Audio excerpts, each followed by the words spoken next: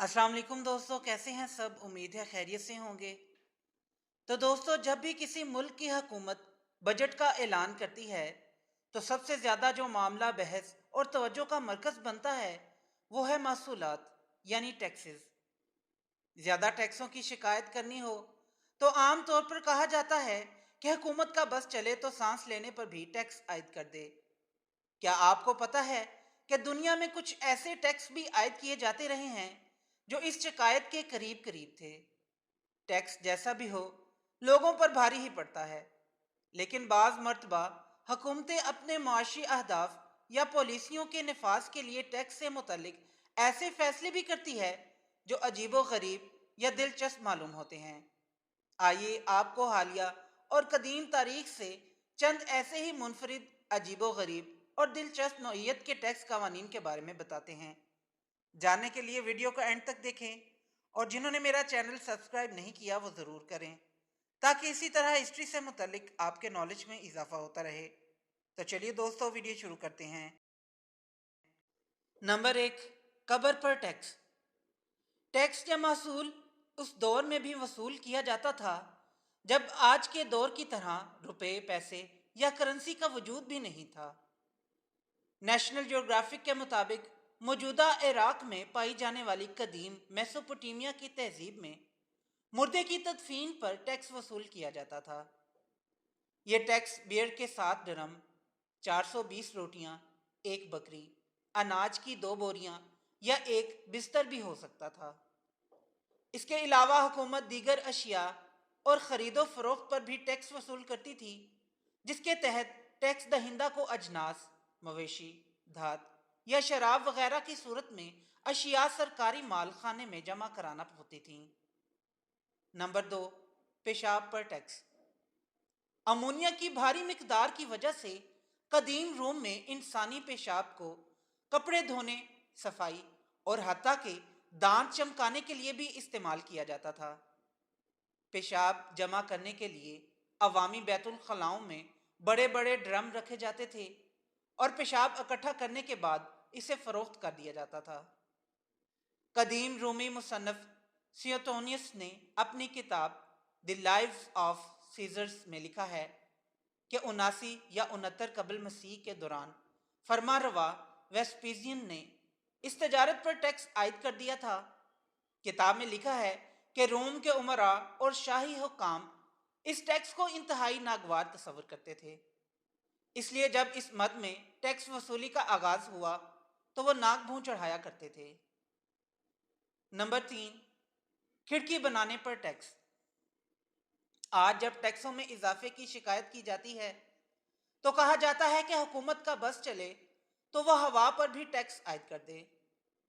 हवा पर तो नहीं, लेकिन एक दौर में बरतानिया में इन खिड़कियों पर टैक्स आयद कर दिया गया था जिनसे हवा आती है।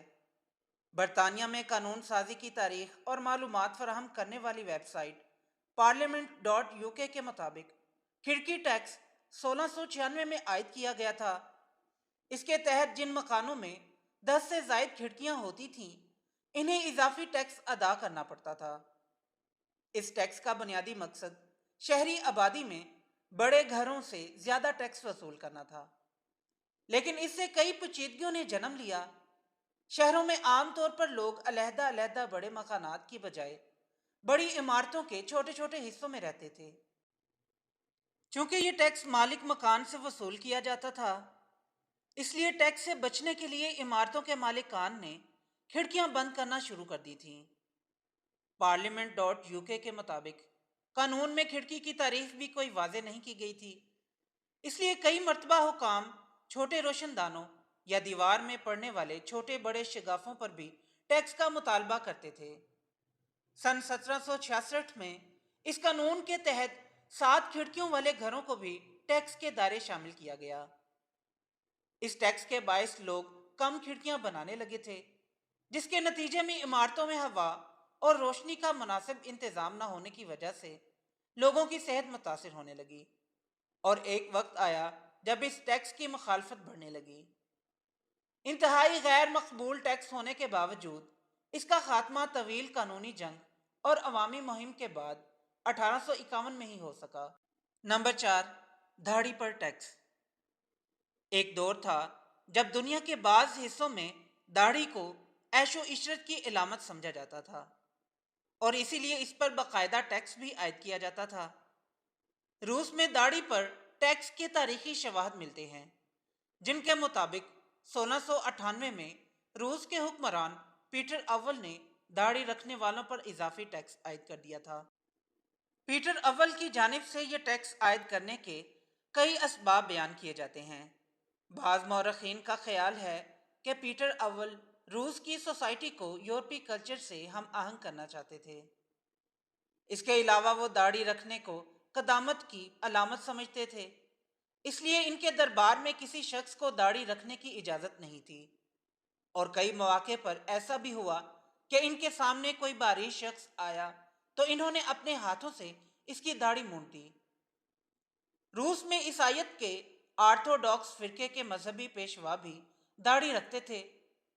بعض مورخین نے لکھا ہے کہ پیٹر اول کے چرچ کے ساتھ اختلافات بھی یہ ٹیکس عائد کرنے کی ایک وجہ تھے۔ پیٹر اول نے پہلے داڑھی پر مکمل پابندی عائد کرنے کی کوشش کی، لیکن اس پر انہیں مزاحمت کا سامنا کرنا پڑا۔ اس لیے حوصلہ شکنی کے لیے زار روس نے داڑھی رکھنے پر ٹیکس عائد کر دیا۔ دربار شاہی اور فوج سے تعلق رکھنے والوں پر 60 روبل سالانہ داڑھی ٹیکس عائد کیا گیا تھا۔ اسی طرح دولت مند افراد کے لیے یہ شرح 100 روبل سالانہ تھی۔ ماسکو کے شہریوں کو داڑھی پر 30 روبل ادا کرنے پڑتے تھے، جبکہ شہر کے باہر سے اجناس وغیرہ فروخت کے لیے آنے والے بارش افراد کو ہر مرتبہ شہر میں داخلے پر نصف کوپیک پیسہ داڑھی ٹیکس ادا کرنا پڑتا تھا۔ یہ ٹیکس ادا کرنے والوں کو ثبوت یا ٹیکس ادائیگی کے سرٹیفکیٹ کے طور پر دھاتی ٹوکن بھی دیا جاتا تھا۔ ایسے بعض ٹوکن آج بھی روس کے عجائب گھروں میں محفوظ ہیں۔ بعض مورخین نے برطانیہ میں 16ویں صدی کے دوران ہنری ہشتم کے دور میں داڑھی ٹیکس عائد کیے جانے کا تذکرہ کیا ہے، لیکن اس کے تاریخی شواہد نہیں ملتے۔ البتہ فرانس میں بھی ایسا ہی ایک ٹیکس عائد کیے جانے کے شواہد دستیاب ہیں۔ نمبر 5، نمک پر ٹیکس۔ بر صغیر میں برطانیہ کی حکومت نے زیادہ سے زیادہ محصولات اکٹھے کرنے کے لیے کئی سخت قوانین بنائے تھے۔ 1882 میں نافذ کیا گیا سالٹ ایکٹ بھی ایسا ہی قانون تھا، جس میں ہندوستانی شہریوں پر نمک کی کان کنی یا اسے فروخت کرنے پر پابندی عائد کر دی گئی تھی۔ بر صغیر میں چٹانی نمک کے بڑے ذخائر پائے جاتے ہیں، اور نمک یہاں کی روزمرہ خوراک کا لازمی جزو رہا ہے۔ لیکن انگریز حکومت نے نہ صرف ہندوستانیوں کے لیے نمک کا کاروبار کرنے پر پابندی عائد کر دی تھی، بلکہ اضافی ٹیکس عائد کر کے اس پر برطانوی حکومت کی اجارہ داری قائم کر دی گئی تھی۔ اس ٹیکس کی وجہ سے اسے اپنے ہی ملک سے نکلنے والا نمک ہندوستان کے باشندوں کو مہنگے داموں خریدنا پڑتا تھا۔ موہن داس گاندھی 1915 میں جنوبی افریقہ میں شہری حقوق کی جدوجہد کرنے کے بعد ہندوستان واپس آ چکے تھے۔ انہوں نے برطانوی حکومت کے اس قانون کی مخالفت شروع کی اور اس کے خلاف ستیہ گرہ یا سول نافرمانی کا آغاز کیا۔ مہاتما گاندھی نے 1930 میں سالٹ ایکٹ کے خاتمے کے لیے 240 میل طویل مارچ کیا۔ اس دوران گاندھی کو گرفتار بھی کیا گیا۔ اس عوامی مہم کی وجہ سے گاندھی کو ملک گیر شہرت حاصل ہوئی اور انہیں برطانیہ سے ہندوستان کی آزادی کی تحریک کا اہم سنگ میل بھی قرار دیا جاتا ہے۔ بعد ازاں مارچ 1947 میں عبوری حکومت نے سالٹ ٹیکس کا خاتمہ کر دیا۔ نمبر 6، انگلش پر ٹیکس۔ بنگلہ دیش کی حکومت نے 2007-8 کے بجٹ میں ملک میں قائم انگریزی میڈیم اسکولوں پر 4.5% ویلیو ایڈڈ ٹیکس عائد کر دیا تھا۔ حکومت نے 2014-15 میں اس ٹیکس کی شرح 7.5% کرنے کی تجویز دی تھی۔ اگرچہ فروری 2017 میں سپریم کورٹ نے فیصلہ دیا کہ حکومت یہ اضافی ٹیکس وصول نہیں کر سکتی، تاہم عدالتی فیصلے کے بعد بھی حکومت نے ٹیکس کی وصولی جاری رکھی۔ نمبر 7، مسئلہ حل کریں اور ٹیکس کی چھوٹ پائیں۔ آج بھی حکومتیں معیشت کے کسی خاص شعبے کو ترقی دینے کے لیے ٹیکس استثناء یا ایمنسٹی کا اعلان کرتی ہے۔ ہزاروں برس قبل بھارت میں قائم موریہ سلطنت نے بھی ایک منفرد ٹیکس چھوٹ متعارف کرایا تھا۔